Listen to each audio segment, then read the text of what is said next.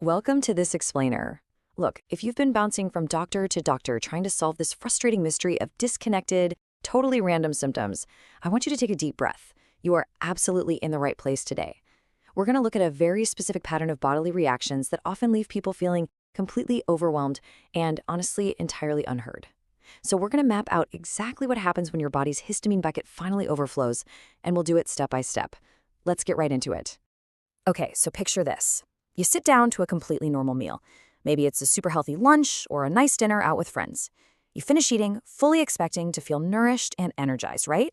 But instead, almost the minute you put your fork down, you're hit with this cluster of random, incredibly uncomfortable physical reactions. Maybe it's a pounding head or an upset stomach, or your skin just suddenly feels hot. It's totally unpredictable. You're left wondering, was it the sauce? Was the food bad? Am I just stressed out? Man, it can be incredibly isolating to feel worse after doing something as fundamental as just eating a meal. Well, this central overarching issue we're looking at is histamine tolerance. And to be clear, this isn't your traditional food allergy where you eat a peanut and immediately go into anaphylaxis. No, this is all about a gradual buildup. Just notice how these 8 different signs are scattered literally all over the body, from your head all the way down to your digestive tract and even popping up on your skin. To the untrained eye, or let's face it, a rushed physician, these look like 8 totally different medical problems. But as you'll see, they all trace back to the exact same root cause. Your body is simply struggling to break down histamines from the foods you're eating. So let's break this map down and look a bit closer at each area. Section 1, Headaches and Brain Fog, the Neurological Impact.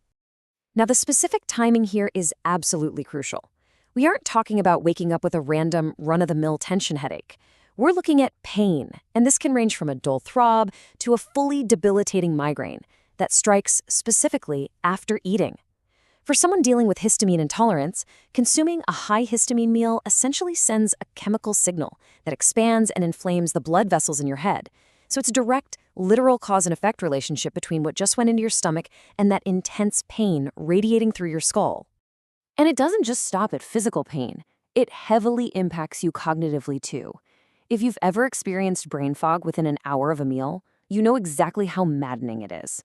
You eat your lunch, and within 60 minutes, it's like this heavy cloud just descends over your thoughts. You can't focus, you totally lose your train of thought, and you feel entirely disconnected from what you're doing. I really want to validate this symptom for you right now because it's a massive clue on our diagnostic map. That 60-minute window, that is not your normal post-lunch slump. That's a rapid onset neurological reaction to histamines hitting your system. Section 2, Skin and Heart Reactions, the surface and below. Moving down the body, histamine intolerance often sounds a highly visible alarm on your skin. You might experience sudden flushing, where your cheeks, your neck, or your chest turn bright red and actually feel hot to the touch.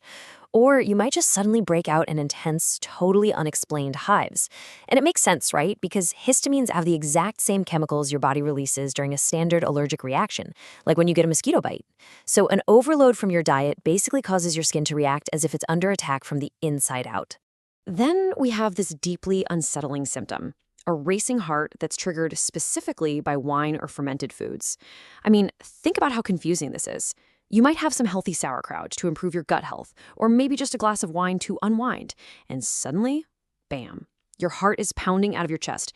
It feels exactly like a panic attack, but it's actually a chemical spike. See, fermented foods and aged drinks are incredibly high in histamines.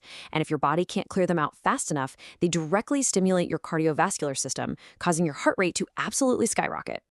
Section 3, Digestive Distress, the Gut Reaction. Delving further down into the gastrointestinal tract, we see that high histamine foods act as direct triggers for sudden, really severe bloating and cramping. And we definitely aren't just talking about feeling a bit stuffed after a big meal. We're talking about sharp, twisting abdominal pain. When your digestive tract encounters a histamine load that it simply cannot break down, the local tissue inflames immediately. Your gut basically goes into overdrive, reacting to the food not as nourishment, but almost as a toxic irritant. And sadly, that bloating rarely happens in isolation. This intolerance often triggers a whole cascade of severe digestive disruptions, nausea, diarrhea, or acid reflux. It's an absolutely miserable physical distress. Your GI tract goes into total chaos, doing whatever it possibly can to either reject that chemical overload upward through reflux and nausea, or flush it out as rapidly as possible through diarrhea. It's an incredibly distressing experience, and honestly, it can make you completely afraid to even eat at all. Section 4. The shrinking diet, the lifestyle impact. Ultimately, the most devastating psychological toll of this intolerance is that your safe foods list just keeps getting shorter and shorter over time. When every single meal feels like a gamble, when an innocent glass of wine gives you a racing heart, or a healthy salad brings on brain fog and cramps, you naturally start cutting things out. First you drop the wine, then the tomatoes, then the leftovers. Month by month, the list of foods you can safely and comfortably eat shrinks down to almost nothing. It's a profoundly frustrating and isolating way to live. Because at the end of the day, this isn't just a list of physical symptoms. It's the slow, painful erosion of a normal life. So as we wrap up this explainer, I want to leave you with a question to really think about. Which of these post-meal mystery symptoms have you actually experienced yourself? From the brain fog and flushing skin all the way to a racing heart and a shrinking diet, are you starting to connect the dots on your own personal map right now? If this really resonated with you, maybe it's time to stop looking at these as random, unconnected issues and start looking at the common denominator sitting right there on your plate. Keep questioning, keep learning. And as always, thank you for joining me to explore the fascinating and, yeah, sometimes totally frustrating ways our bodies work. See you next time.